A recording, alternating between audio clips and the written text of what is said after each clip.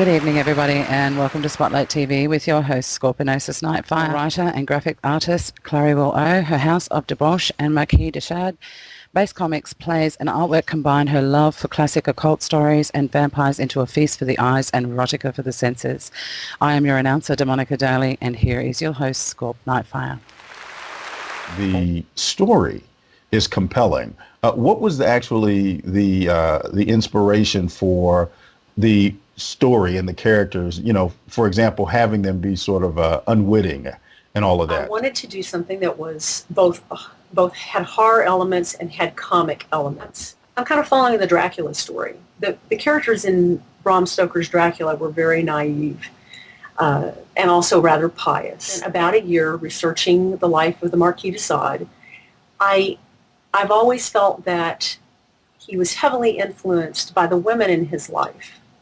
I find him a fascinating man. So the play that I wrote and the shorter play is about the limits of freedom and the way that his life was influenced by two different women who I think are the basis for his two most famous books, Juliet and Justine. The word sadist comes from the Marquis de Sade's name. The truth is, he was jailed for being an atheist and for homosexual sodomy. But he escaped. Here's an interesting thing about him. His wife, dressed as a man, brought a group of men and busted him out of prison at one point. Then he proceeded to run off with her sister and have an affair in Italy for a year. No, I was going to say, that sounds like that was something that went down in today's timeline.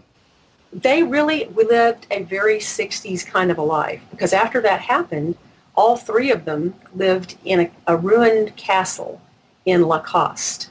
And that castle is still there. And in fact, there's a very famous clothing designer who owns it now and who has refurbished it. And they are using it to publish or to put on plays once a year.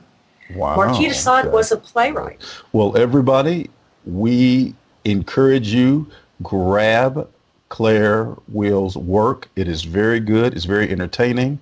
It's funny. It's sexy. And you will not be disappointed. I mean, I wasn't. And you guys know I am not the easiest person to please. And I went from cover to cover and didn't put it down. So everybody, let's have a big round of applause for Clairwil Oh. Thank you so much, Claire, for being with us today.